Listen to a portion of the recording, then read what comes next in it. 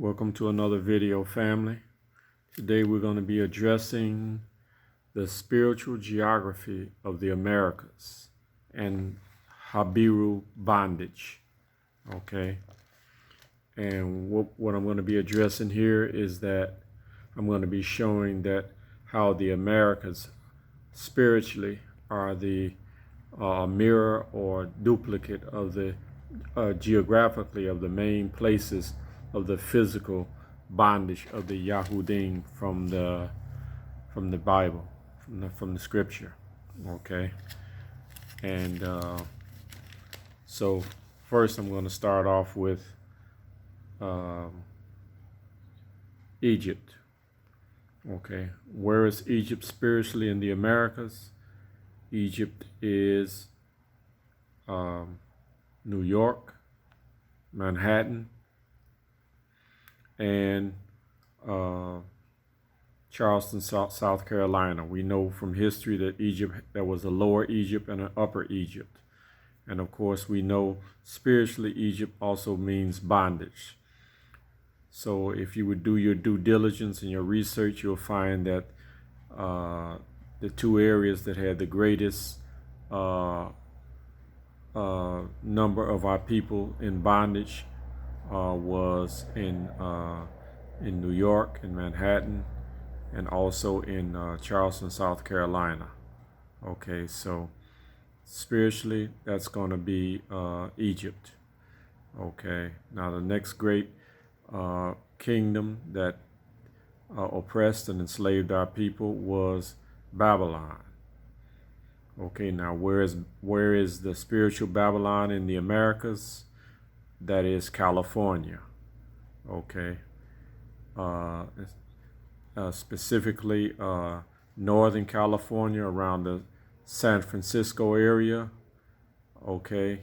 And that's where you're going to find the Bohemian Grove and the worship of Moloch, the giant owl, where they're doing the sacrificing of children and babies. That is one of the characteristics of Babylon, was the sacrificing of children to the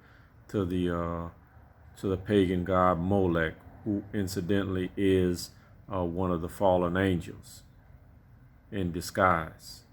Okay. Also part of California, we have Southern California, led by Los Angeles. And Los Angeles, if you don't know, means the angels, and the angels that they're talking about are the fallen angels. Okay.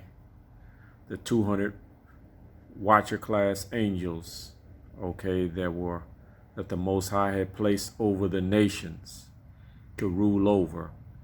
You know, if you know the story from the Bible, okay, those are the angels that they're talking about. Coincidentally, let me go back to New York and say that with the United Nations, it is these same 200 Watcher fallen angels who are ruling over the United Nations in New York and Manhattan as well, the United Nations organization, the UN. The full name of the organization is the United Nations Organization. And if you know anything about Spanish, that's UNO. And UNO means one world. It represents the one world government. Okay, so that's one world government being ruled over by the 200 fallen angels. And this is why there's 193 or 194 nations represented by the United Nations. Okay, now the Most High placed these 200 fallen angels to rule the nations, the Gentile nations. But ancient Yasharallah or Israel did not have an angel ruling over them. They were ruled over personally by the Most High Yah. Okay, so that's the distinction between the Most High's chosen people and the Gentile nations. Okay. Now, a third group that's spoken about in the Bible a lot is the Assyrian nation. And where is the Assyrian nation spiritually in the Americas? Okay, it's represented by Mexico, specifically the Yucatan Peninsula in Mexico. And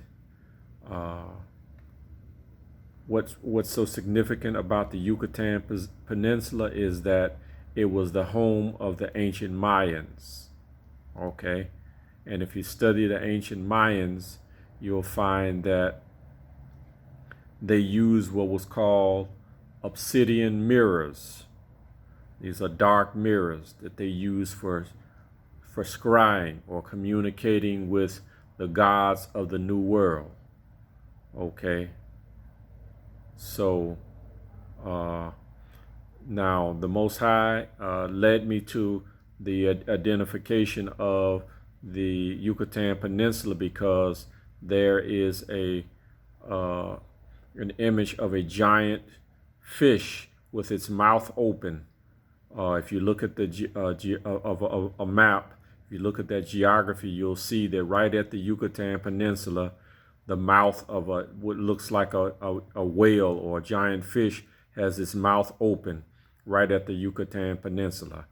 So this is how I was led to that location to show that the Yucatan spiritually is Nineveh, the capital of the Assyrian nation. Coincidentally, when many of our people were fleeing from slavery, many of our people fled to Mexico and were given sanctuary. Okay, now according to the Bible, our people were released from Nineveh. Okay, and then they left Nineveh and fled to another country. So, if spiritually, if Nineveh was the Yucatan Peninsula, it's easy to see how our people could go from the Yucatan to the rest of the Americas, because it's not that far from that location. Okay, so there are other spiritual locations that I have yet to identify as far as scripturally. One strong one is Philadelphia in Pennsylvania. There's a lot of occult things going on there. Well, of course, we know this is where they started their more perfect union in Philadelphia in 1787 with Ben Franklin, being given the knowledge of electricity, and for that he through a occultic Rosicrucian ritual opened the gates of hell. And the gates of hell, there's a connection between that and the Eastern State Penitentiary in Philadelphia, and also Comcast. Look at who owns Comcast and the companies that Comcast owns. Okay, and you'll be able to see the connection of how Comcast, cable, and prisons and all of these things are used as conduits for demonic spirits to inhabit, indwell, and to attack from. Okay, I addressed a lot of these things in a previous video that I did before this one. Okay, so I think that's going to do it for this video. There are some other upcoming videos I want to talk about.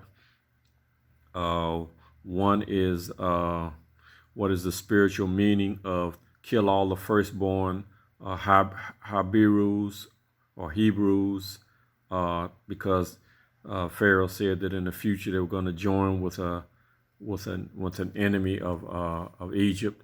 I want to explain what I believe is the meaning of that teaching from the book of Exodus. Also, I want to be talking about humans, H-U-E, mans, versus mankind. What is the difference between those two groups? Because there's a difference, just like there's a difference between the Most High's chosen people and the Gentile nations. So, and then, of course, after I get out of the spiritual warfare series, I'm going to be getting into speaking about what what Malcolm talked about as the fox and the wolf. Okay, these are basically the two strategies that our enemies use against us. Okay, the fox and the wolf. And of course, you have the children of Cain in the middle, playing both sides. Okay, and all three of these bloodlines I'm going to be talking about are intermixed. Okay, and they're definitely working together with each other. So stay tuned for that content. And if you enjoyed the video, hit the like button, subscribe, and I'll see you in the next video. Peace out.